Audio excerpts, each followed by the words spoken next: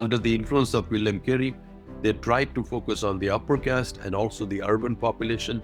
But 1850s and 1860s onward, we began to focus more on the outcast, Dalit and tribal population.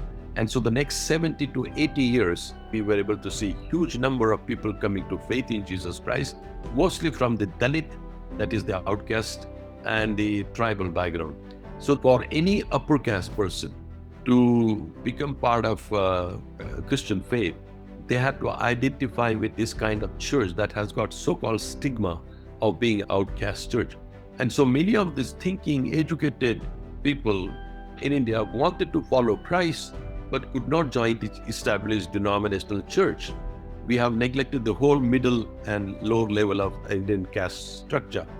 And these movements have begun to take place amongst these people that we now call OBCs, other backward communities. Now, these people are spontaneously coming to faith in Jesus Christ and then forming their own communities of faith.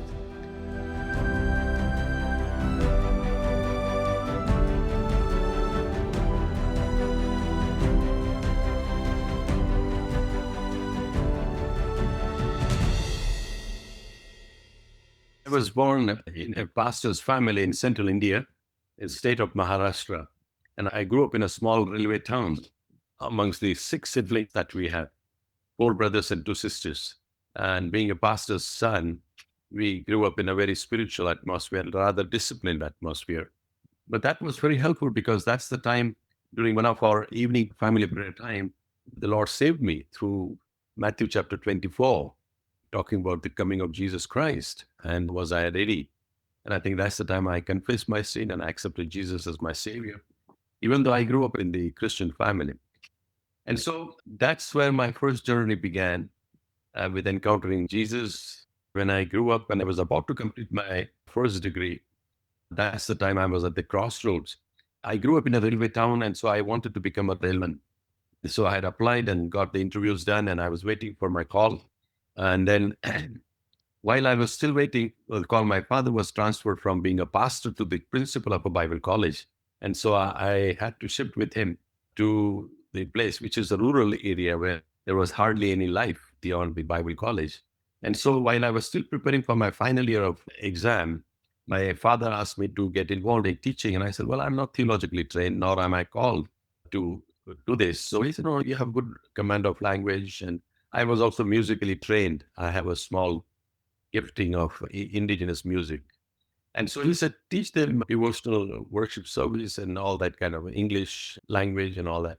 So I took the time and started preparing and teaching, and I began to enjoy it without knowing how long that would go. It was just for a few months. And during that time, my father was keenly observing me, watching me. And then one night, I was sitting in my study preparing for the next lecture. He came from behind and patted my shoulder and he said, Atul, I know that you are aspiring to be a railway person, which would be a quite lucrative job. You will get a lot of money and all that. But he said, I've been observing you. You seem to have a gift of teaching. And if the Lord is really given you that gift, he would not let that go in vain. And so he just said briefly that I would be very happy to see you serve the Lord than the Indian Railways. And that took me with a surprise, but he knew that I was preparing for this and I was at the crossroads there. And so during that time, I reflected on what he was saying. And then one of those days, the Lord spoke with me from John 15:16. When I was thinking about choosing him, he gave me the conviction that I don't need to choose him. He has already chosen me. And so that's the time I surrendered myself and committed myself to serve him fully. And so first went to the seminary and finished my first degree, appointed as a urban church planter in the central Indian city of Nagpur. Without any experience, without any background, I was asked to get involved in church planting. And I said, I have had no experience. He said, well, that's how you have to survive. So I was serving with the Christian Missionary Alliance. And during that time, I said, Lord, you called me and you said, I have called you and set you aside so that you may become fruitful and that fruit may last. And I said, how can I be fruitful? There is no church here. And then I just committed myself to afresh and just began to do some spade work, research, visitation. And then I got married in a year, and my wife comes from the Nazarene background. She was also trained theologically. And so together as a team, the Lord used us in those first 5 years in planting three churches, not one. One amongst the slum people, the second one came among the medical professional, and the third one was among the police personnel. And that really encouraged my heart and to see how God can make one person like me fruitful. And so I went for my further education and came back, and then again served for next 6 years in the city of Pune, where we again planted three churches, one English church, one Marathi church, and one outreach church. And that really opened my mind to see that urban scenario in India is opening up for the gospel. And after spending almost a decade in urban church planting and pastoral ministry, I felt that there is something that God is putting on my heart, and that is to be trained to be an urban coach or leader. And that's how I went to Fuller, finished my PhD there, and came back and began to teach first at Union Biblical Seminary as missions professor. That's where I developed a number of urban courses. There was none available. And then within 5, 6 years, I shifted to Bangalore, where I was head of the department and professor of missiology at South Asia Institute of Advanced Christian Studies. So there I really tried my best to develop more and more focused courses, mentoring students, giving them urban focus and commitment.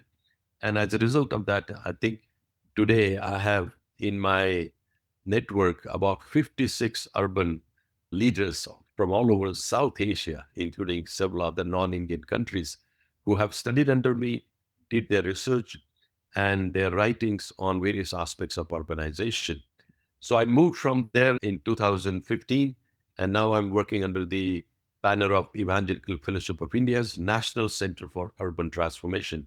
For the last 10 years, we have focused on 22 cities of North India, where we have conducted seminars, workshops, think tanks, urban conferences, and equipped over 2,000 urban pastors and leaders. And that's my journey right now. We have just completed a major project on one state of North India, where we were trying to assess what's happening with the emerging Christ work movements and what are some of the training needs of them. So it's an exciting journey, and I'm still very committed to doing what God has called us to do.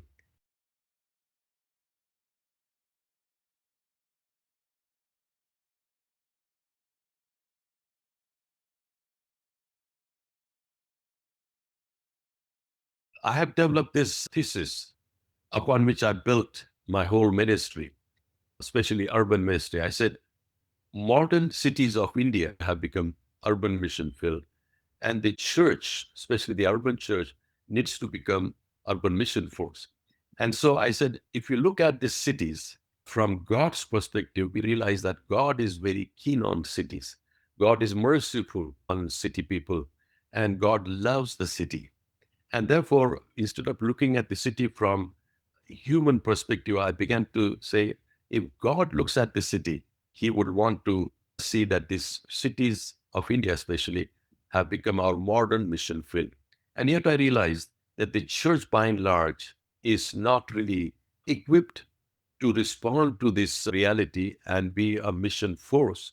And so, in this last several decades that I've been involved, I've been trying to develop courses and programs, both formal and non-formal level, training and equipping urban leaders to become more like a mission force in the city. Now, cities are complex, and therefore there is no one tailor-made program that would fit everybody. So we had to think through in terms of various aspects of ministry so that at every level church is prepared. We have to go long ways yet, but I think we are making good progress. We have done a lot of investment in the preparation and delivery of various urban courses and seminars. We are in the process of developing more resources. Just recently, our team has worked on developing a full-fledged urban curriculum for Bible colleges and seminaries in India, and we developed over 32 courses of various kinds. Now, why is that?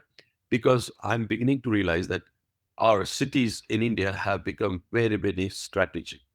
And unless we look at the city from that perspective, we may not be able to reach India. Now, in terms of percentage, we are still very low percentage of urban population. Between 37 to 40% of India lives in cities. But if you look at the number of urban population, is quite staggering. Today, just by the government census figure, we have more than 400 million people living in our cities. Now, that's mind boggling, partly because just the urban population of India is more than the total population of the United States of America. So, when we look at the cities, 97 cities with million plus population, 56 cities with half a million population, and we have now 10 mega cities. Now, that's something that we need to consider because we have never looked at the city from that perspective as to how we understand cities being so strategic. Urbanization is rapidly growing in India. And now Indian government has already introduced what we call smart city project. Now, you realize that most of our cities are not well planned, and there is a lot of congestion, pollution, and all these complications. So now the government of India has decided to start smart cities, planned cities with good infrastructure, with accessibility to work and education and healthcare. And so that's a major move that the government has taken to show that we are committed to making India as an urban hub. Now, we have just this last decade, we have moved into the largest populated country in the world, 1.43 billion people living in it, and 40% of it is living in city. Therefore, we must recognize this phenomenon is going to grow rapidly. There are tremendous opportunities that we're beginning to see. This is what I say to most of our students and leaders. For a long time, we looked at the mission from rural and tribal perspective. And therefore, we thought we must go to the uttermost parts of the world and uttermost parts of our country. And we have done that. And there are so many indigenous mission society that are committed to sending missionaries to the uttermost parts of this country. And we rejoice in that. But what we don't recognize is the uttermost parts are coming into our cities. And therefore, the mission field is right there in our cities. People of all kinds of ethnicity, people of all kinds of languages, people of all kinds of religions are found in our cities. We really have not developed the eyes to see that and make sure that we get involved in mission right in our cities. Now, cross-cultural mission is very much a reality in India, both at the rural and tribal level, but mostly at the urban level, where we see all kinds of ethnic groups, all kinds of religious groups coming into the city. And they require cross cultural training, where the churches require cross cultural training in reaching these people. So we are beginning to realize that cities are providing huge opportunities for us. And therefore, churches need to be made aware of these opportunities and provide appropriate training. And yet, there are some challenges, some very huge challenges that we also face. And we need to help leaders learn how to overcome those challenges and still make a difference while being in the city for the Lord. So, the next phase of mission in India is going to be urban phase. The church of tomorrow in India will be an urban church. And therefore, we must take the cities seriously.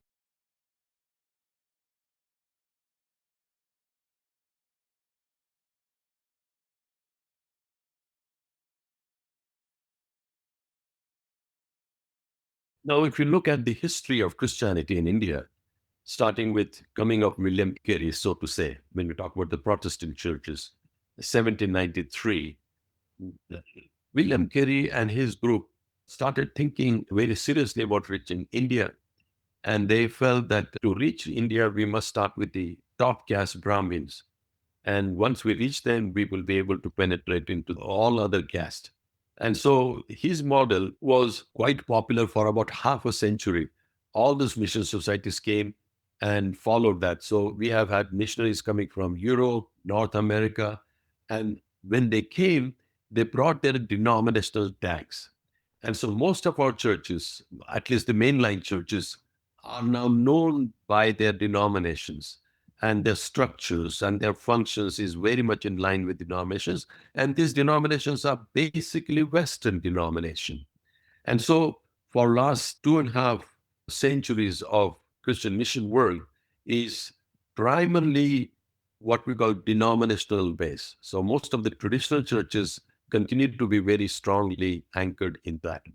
And so churches have grown for first 5 to 6 decades under the influence of William Carey. They tried to focus on the upper caste and also the urban population. But the 1850s and 1860s onward, that paradigm shift took place. And then we began to focus more on the outcast, Dalit and tribal population. And so the next 70 to 80 years, from 1850s to 1920s, that era is called the mass movement era, during which time we were able to see huge number of people coming to faith in Jesus Christ, mostly from the Dalit, that is the outcast, and the tribal background. So the church basically, by and large, 60 to 70% or more, comprises of this kind of people in the church. Now, 3 or 4 generations ago, their ancestors became followers of Christ, and then they are the product of this mass conversion. So, by and large, for any upper caste person to become part of Christian faith, they had to identify with this kind of church that has got so-called stigma of being outcast church. And so many of these thinking, educated people in India wanted to follow Christ, but could not join the established denominational church. And so, over a period of time, they've refrained themselves from being part of this so called Christianity as a religion. But in the last decade and a half, and I can tell you a little more on that because I've done some research on this, we are suddenly aware of movements that are emerging in North India.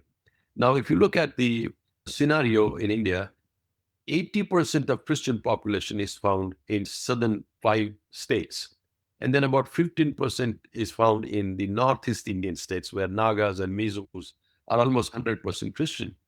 And so only about 5% of Christian population is spread in the northern Indian belt or central and northern.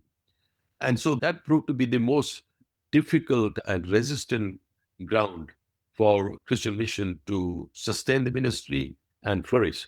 And so suddenly in this last decade and a half, we have begun to see movements of people from various strata of the caste society coming to faith in Jesus Christ. After that paradigm shift took place from top Brahmin caste to the outcast, we have neglected the whole middle and lower level of Indian caste structure.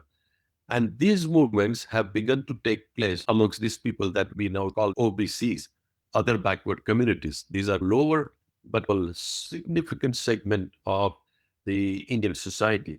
So I was quite fascinated as an urban missiologist to see that majority of these movements were taking place either in cities or semi-urban contexts or even in towns. And so I began to do research and I found out very significant insights as to what are the contributing factors to the emergence of this movement, and then what kind of people are coming to faith in Jesus Christ. Now, few things that I must say here. Most of these movements are spontaneous response of people to Jesus Christ and his teaching. There is very little, if any, outside influence being brought upon them to become followers of Christ. Then secondly, most of these people are coming to faith in Jesus because of the personal encounter that they have had. So this could be either by healing, prayer, power encounters, and those are the entry point factors that are attracting people. They are realizing that there is a power in the name of Jesus, and many of them have experienced that, and they have become followers of him. Thirdly, most of them, if not all of them, would consider themselves as followers of Christ and not Christian. They would not take that tag of being traditional Christian. And so in North India, the word for Christians is called Masihi or Isai, and they will not identify themselves. They will call themselves with the indigenous names. So in Northwest India, in Punjab, majority of those who have become followers of Christ, they call themselves as Yesu Satsangis, Fellowship of Truth followers. Then you come to the Uttar Pradesh and northern part of belt, you have Yesu Bhaktas, devotees of Christ. They call themselves, I am a devotee of Christ. Or in this southern part of Uttar Pradesh, there is another movement that is called Yesu Darbar movement, the royal court of Jesus Christ. And so they call themselves Darbari.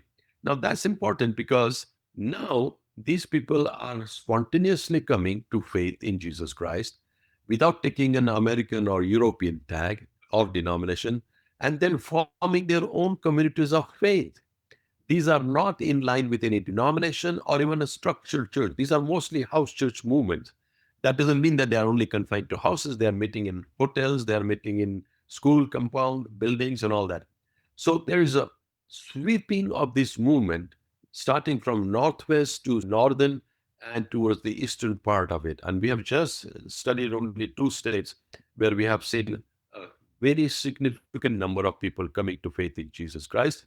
And these movements are growing and growing naturally, penetrating into various people groups that we have never thought that we would be able to penetrate. And I think this is God's doing. And we are so excited during this phase of life and ministry in India, where despite huge opposition, huge atrocities being brought upon Christians, these movements are growing and flourishing. And so there are a few other things that I can say about it. Many of these movements are now led by women and younger women. And they are the ones who are spreading this much more effectively than many others.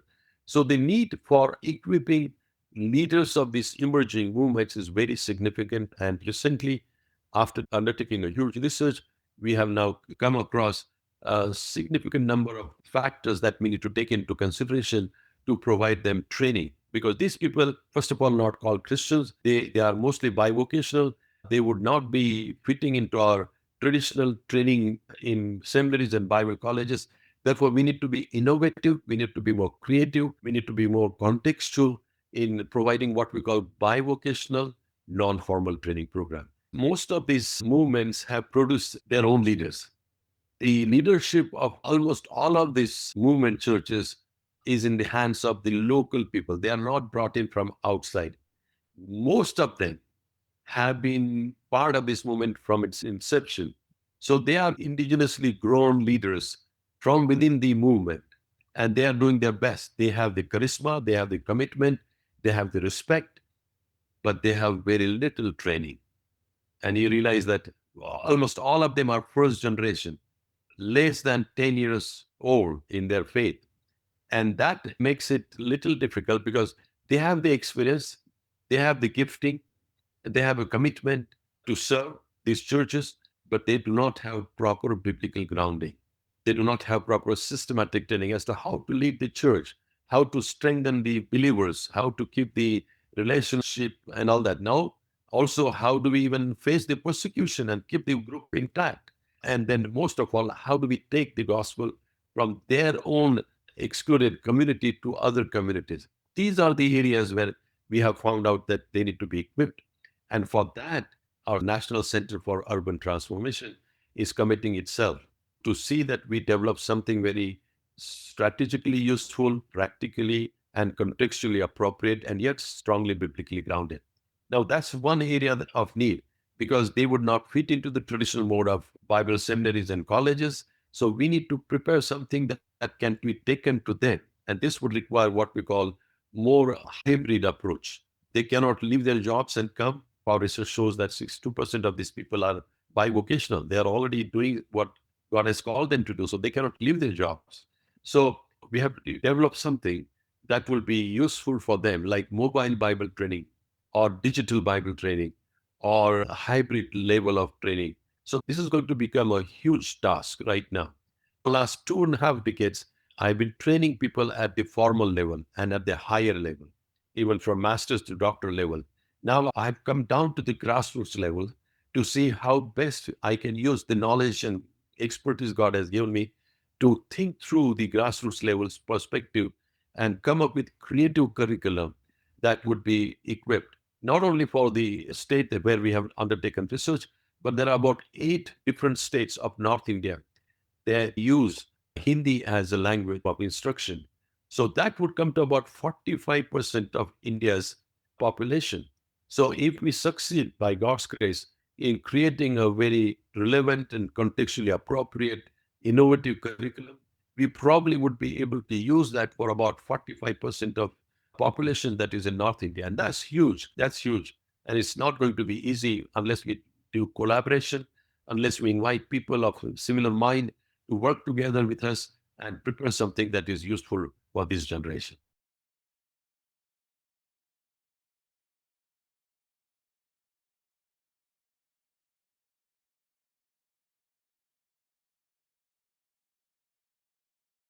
Along with my research, I've been also attending and participating in many of these house churches. A very fascinating experience for me. I almost felt out of place there as a traditional Christian and a leader and a missiologist. But I went with a very open mind to see. And so, in at least the places where I went, I saw in some of those house churches, women were very prominent. I would say 60 to 70% of the house churches are filled with women, and sometimes with their husband and families, but most of the time on their own. And you see, the women traditionally are the custodian of faith in India. And so when they come to faith, they become so excited about sharing this faith. And so much of the outreach is done by these women. And I've heard time and again testimonies of many of these women saying, this week I was ministering to this person, this week I prayed for this person. And many a time they bring those people to the church and say, I've been praying for this man for last whole week, and now he's put his faith in Jesus Christ. And then everybody rejoiced and prayed and thanked the Lord for that. But then secondly, I realized that in these house churches, very few typical sermons are given. Mostly it's testimonies. And maybe one or two people would stand up and say, this week the Lord spoke with me through this verse, and therefore I want to share the blessing that I have received. I remember in one house church, we were meeting on the rooftop of the incomplete building. About 90, 95 people must have been there. In that 1.5 hours, 4 short sermons were given, and all of them were by ladies. All of them were by ladies. And I thought, wow. And there was no sense of why ladies are speaking there, why ladies are in charge there. Women have become natural part of these house churches. They do not inherit the traditional biases against women. And so their leadership is accepted. So when we think about leadership training, most of the time our focus is on training male. And I think we have very few exceptions to that. I'm very keen on developing leadership training program, even in this next few months that we are going to work on it, to bring a sharper focus on women leadership development. What are some of the issues they face? How are their giftings useful for the kingdom? And how best we can equip them and mobilize them to be more effective for the Lord? And I think that's one thing. For a long time in traditional churches, we have neglected the role and the place of women, and therefore we have lost quite a bit of input from them. But these new emerging house churches are beginning to show us the way that women can contribute and contribute significantly, and therefore they must be taken seriously. Not that we keep aside male or put down male, but I think we need to bring a more balanced approach in equipping both men and women, training them in such a way that it's biblically sound and yet contextually appropriate.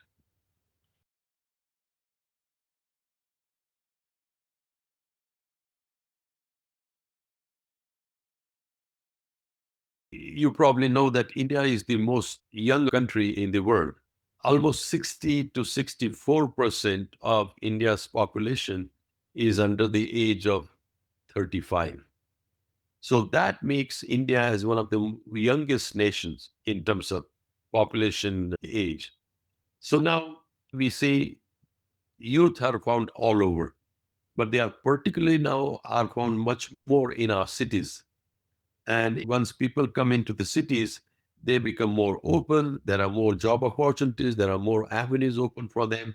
They are more educated. They are more innovative. They are upwardly mobile. They are seeking for better life and all that. So there is a huge openness amongst urban youth. But the traditional church, by and large, does not attract them. And so, in one sense or two, we see that they are not very keen on becoming part of the established church. And yet, when you look at the growth of the church in urban India, we have two very distinct trends. One trend is many of the established traditional churches now are beginning to see more growth because of the migration of Christians from rural India to urban India. And so these churches are growing. But as the cities continue to expand, these people who come into the city, they are migrants, but they are also settlers there. They cannot go to the main city because it takes long time and efforts. So now we are beginning to see growth of Christian churches on the periphery, on the borders of the cities. And this is where we are beginning to see the emergence of growth. There are two trends again here. One is there is a huge emergence of what we call mega churches in our cities, where more and more mega churches are coming into being, and they are attracting mostly the professionals. Remember that. And this is where younger people feel at home because they go there, they get very innovative and creative preaching there. Those churches cater to various needs of these people. They are professional, they are single, they are married, young people. So there is a significant presence of younger generation in many of these mega churches. And many of these mega churches are mostly bilingual or straight English churches. That one thing we must know in India, we probably have one of the largest English speaking population in the world. Most of our urban people speak or understand English. And so there is a big attraction for younger people to be part of an English congregation, get to know English, because there is a whole process of globalization that is impacting them. Because many of them are acquainted with English, you can still be easily part of any church that speaks English, or sometimes it's bilingual, so you have translation into English. So that's a big attraction. Now, the second trend I said, the churches are also growing on the peripheries. These churches are non-denominational, independent, and mostly charismatic or Pentecostally inclined. And where there is more vibrant worship services, more power encounters and healing. And some of these things are attractive to the younger people.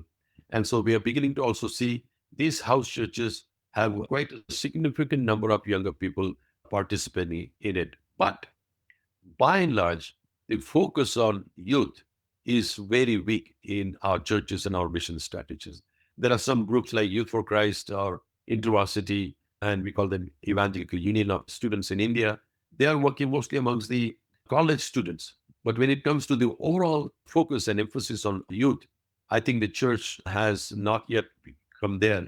And there is a bigger opportunity and scope for the church to focus on urban youth so that they are the next generation leaders. And if they are brought to the Lord, there is a greater possibility that the movements may take place amongst urban youth and even rural youth too.